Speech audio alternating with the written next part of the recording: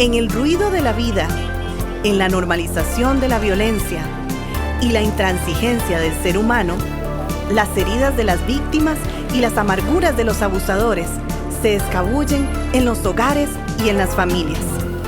Levanta propone un acercamiento integral, uno desde adentro, desde los lugares donde solamente Dios puede entrar.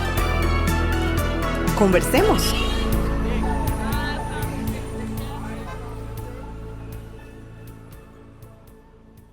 Hablamos hoy del paternaje y su potencial funcional y disfuncional. Cuando hablamos de paternaje, se refiere a la tutela masculina de crianza, a ser un modelo de identificación con los hijos, a estar presente con ellos. Mi amigo y hermano Ervin, te saludo.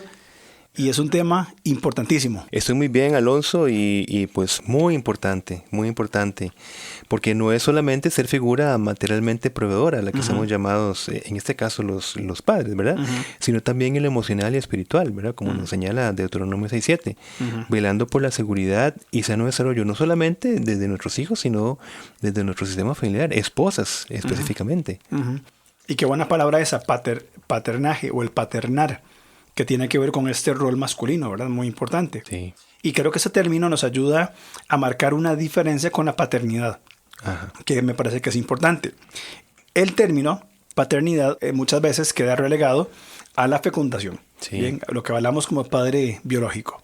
Y sobre esta fecundación se estima equivocadamente recibir el respeto, exacto, la conexión, todo lo que se impone luego, ¿verdad? Luego se va a imponer, se va a exigir, solo desde la paternidad y no desde el paternaje. Muy buena distinción, porque estos individuos, desde su paternidad y estos reclamos, a pesar de estar ausente, distante, etcétera, dicen, pero es que yo soy el papá. Un momento. O sea, una cosa es paternidad, otra cosa es paternaje. Claro. Un ejemplo más es que en hijos que han perdido a su padre biológico, sea por muerte, sea por divorcio, una persona, un nuevo esposo para la esposa, va a ejercer el paternaje según principios bíblicos. Va a ser una bendición enorme. ¿Por qué? Porque va a ser el papel de una figura reparadora. Obviamente, claro está, que toda paternidad está en la obligación de ejercer paternaje. Sí. Delante de Dios, de la sociedad, etc. Sí, muy bien. Y la pregunta sería, ¿cómo se desarrolla el paternaje? Por supuesto que la Biblia es la instrucción por excelencia. No necesitamos descubrir el agua tibia. Correcto. ¿Verdad? Porque todo inicia desde una correcta relación con el Señor. Y de ahí todas las otras relaciones vienen por añadidura. Pero ya en esta dinámica ya de nuestra familia, por esa acumulación de sucesivas interacciones vinculares, una palabrita técnica, bonita, ¿verdad? Bonita, sí. Interacciones vinculares, es decir, por vínculos, ¿verdad? Que no es el vínculo de la paternidad. De la sangre. Sí, exacto. Del apellido. Correcto. Sino es esos pequeños y constantes y diarios sucesiones de interacciones vinculares. Esa secuencia de saber ver primero y saber responder. Qué privilegio es cuando un hijo se siente visto. Y visto, que es la primera parte, y luego que le respondan según esa necesidad. Porque ya en sí es un modelaje. Así ese niño, al crecer, va a saber también ver las necesidades de su esposa, de sus hijos, y también saber responder. Eso es muy importante, esa dinámica, ¿verdad? De saber identificar, ver y responder. Ahora, algo que me gusta mucho y que en la mayoría de los casos esta relación saber-ver implica crear espacios para el diálogo. Es decir, donde nuestros hijos se sientan seguros para expresarse. Bien. Y lógicamente, yo creo que es bien lógico, esta es una iniciativa de la figura paternal. Sí. El padre busca generar estos espacios para el diálogo. Qué importante es ese punto que estás diciendo, porque uno, tal vez dentro de un enfoque equivocado, piensa que la iniciativa de hablar por un problema tiene que venir. Entonces, es esa posición, bueno, si no me dicen nada, yo no digo nada. Muy cómodo. Yo no me involucro si no me dicen nada, si no me toman en cuenta, y tras de eso se resienten, ¿verdad? Si no me toman en cuenta, entonces, bueno, va a ver cómo resuelve la situación, ¿verdad?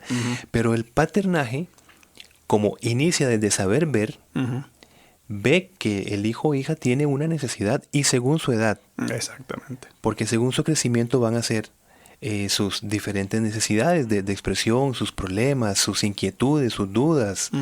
Y entonces, esta proactividad de abrir espacios para esa expresión, pero que yo pienso que es consecuencia de una vinculación anterior, Claro. de otras cosas cotidianas que no tienen que ver con hablar de un problema. Claro. Porque también veo que es un conflicto el tener a un papá, en este caso, solo para hablar de problemas.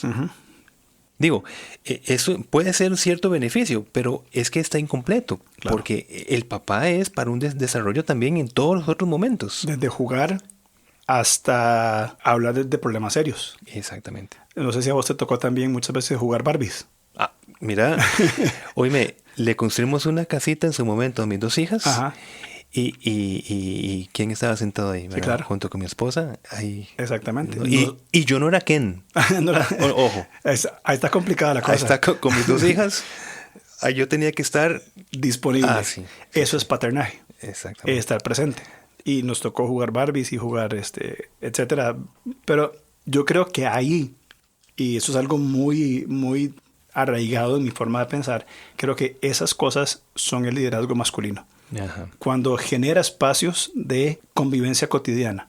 Es decir, no solamente cuando se equivocan venir a sermonear, que odio los sermones paternales, sino la constante conversación, como diría nuestro amigo Paul David Tripp, ¿verdad? Pequeñas conversaciones de eternidad constantemente. Sí. Bien, es el hecho de, como líder, voy a generar espacios para conversar. Sí, No espero a que vengan ante la autoridad de su majestad a ver cómo lo resuelvo, sino que voy a estar yo presente en sus vidas. Bueno, y con este buen comentario se terminan los comentarios agradables de este podcast. Hasta ahí nomás. Hasta ahí nomás porque... La parte que nos gusta. Exacto. Porque a partir de aquí, luego de hablar del paternaje responsable, vamos a referirnos a las consecuencias de un paternaje maltratador. Correcto.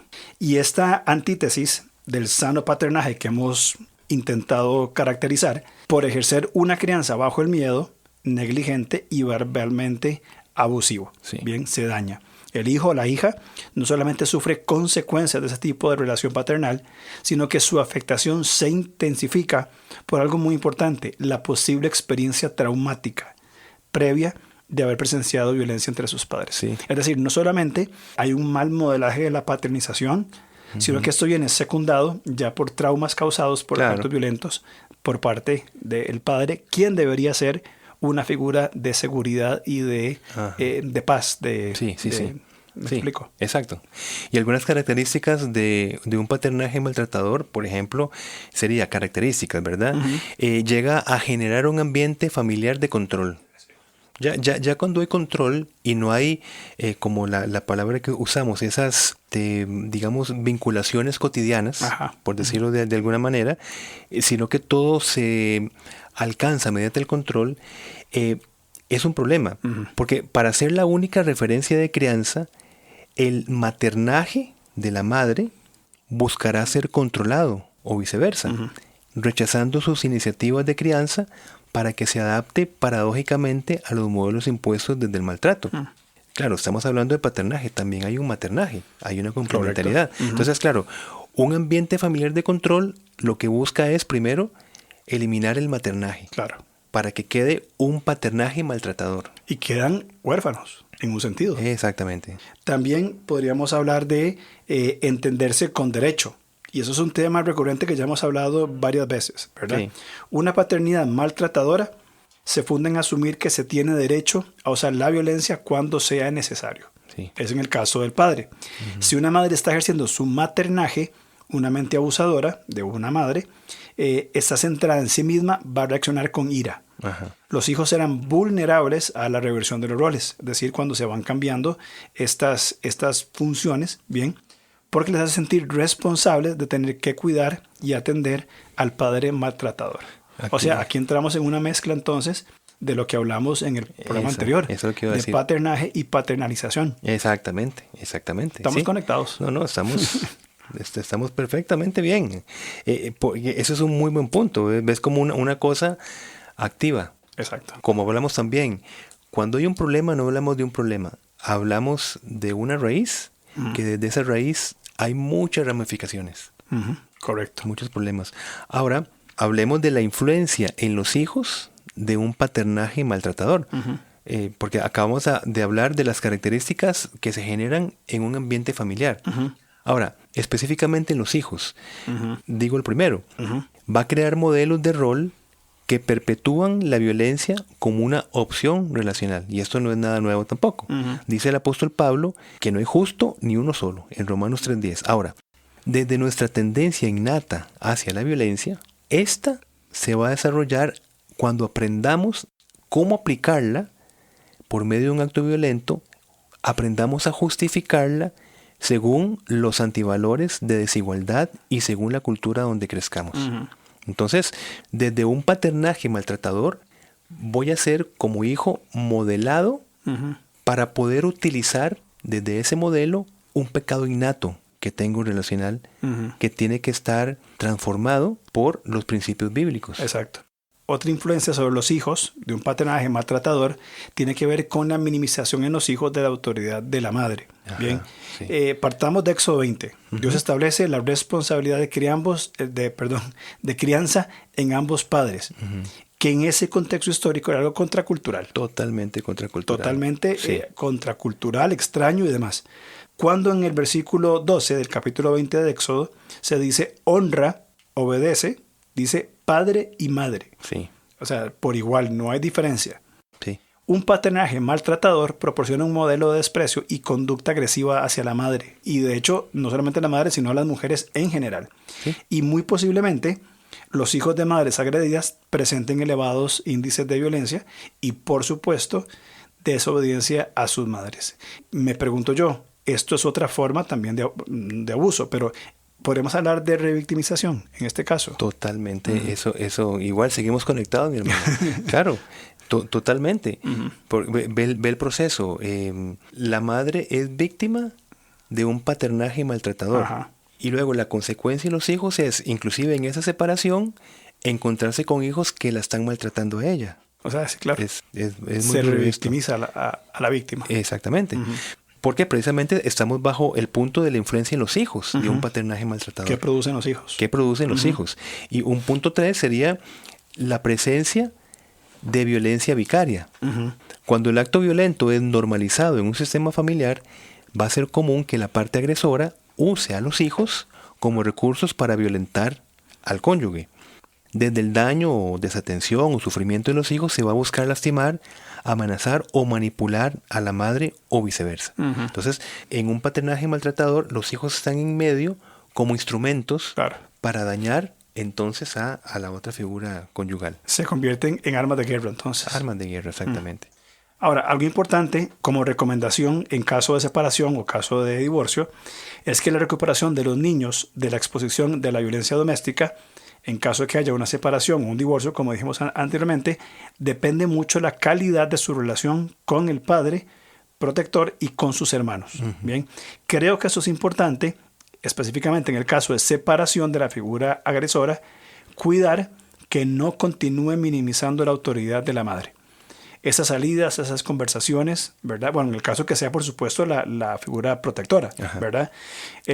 Porque va a inferir en la relación de la madre con los hijos. Entonces, cuando salen, cuando tienen un tiempo, bien, vamos a decir, en un caso ideal, cuando se han puesto las medidas cautelares, visitación, todo como la ley lo ha establecido, y se dan, vigilar o estar atento de que no haya esta extensión de la violencia a través de desarrollar esta forma de pensar en los hijos para minar la relación o la credibilidad de la otra persona. Sí, y ese es el mundo en el que vivimos, lamentablemente. El mundo real. O sea, cuando hablamos de separación o divorcio, pues, ¿que es la voluntad de Dios? Por supuesto que no. Claro que no. Pero la consecuencia del pecado, la dureza del corazón, desde cualquiera de las partes, pues produce esta realidad. Y entonces tenemos que seguir avanzando. No es eliminando, pero minimizando el coste del daño que ya significó el divorcio o el maltrato, porque, como bien estás diciendo, si un paternaje maltratador significa estar minando la autoridad de la madre, esta dinámica puede continuarse aun cuando los padres estén separados. Correcto. Y seguir influenciando en los hijos ese rechazo inclusive hacia su propia madre o a la figura. O viceversa. Sí, exacto. También los hijos de padres separados o divorciados desearán naturalmente tener algún tipo de contacto o relación con su padre, ¿verdad? Excepto si los hijos están aterrorizados o han sido abusados sexualmente por esta figura. Bien, ese contacto es bueno, siempre y cuando se establezcan medidas seguras para que la madre y los hijos y que dichas visitas no signifiquen un retroceso en la recuperación de los niños en sus relaciones. Exacto. Lo anterior se logra con arreglos de custodia y visitas supervisadas profesionalmente, idealmente en un centro de visitas y hasta que se concluyan que las visitas no supervisadas sean seguras. Exactamente. Ahora, permítanos recomendar que en esta etapa, es decir, cuando se afianza la seguridad de las visitas, ahora sí, que se permita una mayor cantidad de visitas relativamente cortas, en este caso con la figura paterna, que no incluyan pasar la noche.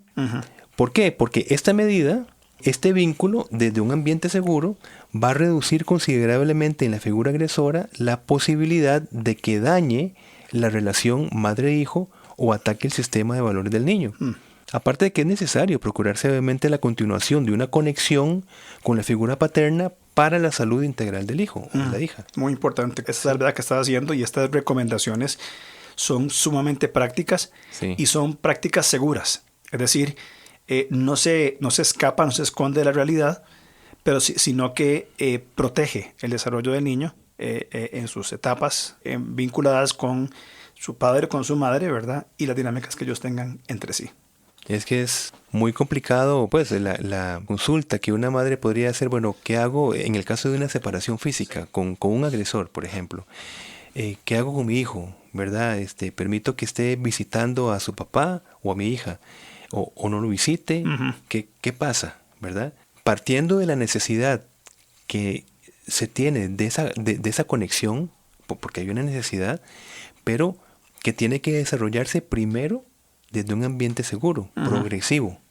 No simplemente porque el hijo tiene necesidad o la hija de conectar con su papá y ha pasado, por decirte, una semana de un conflicto por el cual la pareja se separó. Claro. Y se separó por violencia. Porque todavía pueden estar atisbos de una violencia vicaria. Claro.